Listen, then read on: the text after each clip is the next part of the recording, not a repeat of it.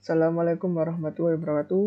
Kembali lagi bersama saya dengan Cico. Jadi pada video kali ini saya akan memberikan tutorial bagaimana cara membuat bahasa pemrograman sendiri dengan menggunakan bahasa Python. Pada dasarnya ketika kita menggunakan suatu bahasa pemrograman untuk menghasilkan suatu keluaran atau output, source code haruslah melewati beberapa proses seperti pada gambar. Jadi yang pertama, source code akan melalui tahap lexer atau lexical analysis yang nantinya akan dipecah menjadi karakter per karakter.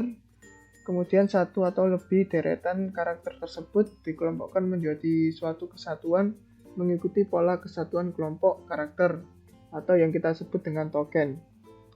Setelah mendapatkan token dari hasil lexer atau lexical analysis, token tersebut akan masuk ke tahap parser untuk diurutkan atau disusun dan kemudian dikelompokkan ke dalam suatu struktur tertentu secara spesifik lagi.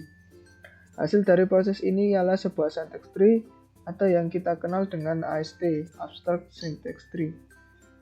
Kemudian masuk ke tahap yang terakhir yaitu evaluator, di mana pada tahap ini akan mengkombinasikan setiap nilai atau value dari AST menjadi suatu kesatuan yang kita kenal sebagai keluaran atau output dari bahasa pemrograman. Langsung saja ke program. Pertama-tama buat file dengan nama lexer.py. Di dalam file tersebut terdapat sebuah kelas dengan nama lexer, yang di dalamnya terdapat sebuah fungsi konstruktor dengan parameter data dan juga fungsi tokenizer. Di dalam fungsi konstruktor terdapat 3 atribut, yaitu pertama adalah data, diambil dari parameter data, kemudian tokens dengan nilai list kosong, dan juga sebuah keywords yang akan kita gunakan untuk bahasa pemrograman kita nanti.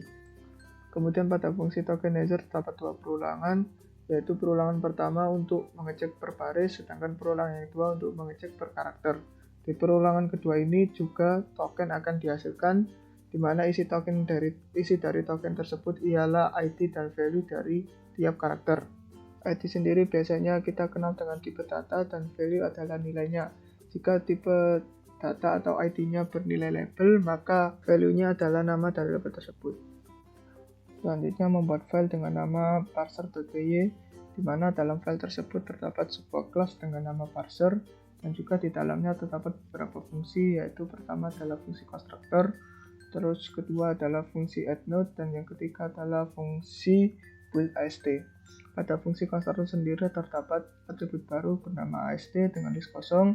Kemudian untuk fungsi addNode sendiri berfungsi jika terdapat 2 keyword dalam satu label, maka keyword yang kedua akan ditambahkan ke label tersebut dengan menggunakan fungsi addNode tadi. Dan terakhir adalah fungsi build.ast, di mana dalam fungsi tersebut terdapat sebuah perulangan untuk mengecek token per token dalam variabel tokens dengan 3 kondisi, yaitu di mana jika ID dari tokens bernilai label maka akan bertindak sebagai parent, jika ID-nya adalah keyword maka akan masuk ke dalam label, dan jika ID-nya adalah sebuah string maka akan masuk ke keyword.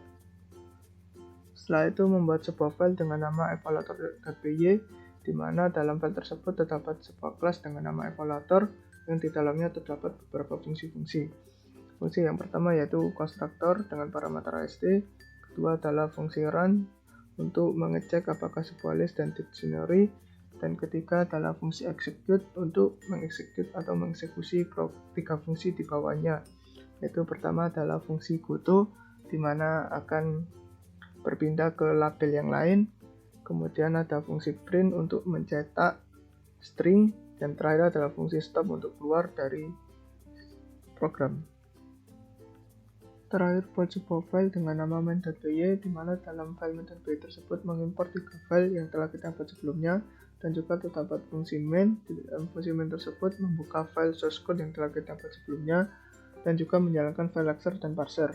Kemudian untuk mengetahui tokennya menjalankan lexer.tokenizer, untuk mengetahui ast-nya menjalankan parser.build.ast, dan terakhir untuk menjalankan evaluator menjalankan evaluator.run dengan parameter parser.ast.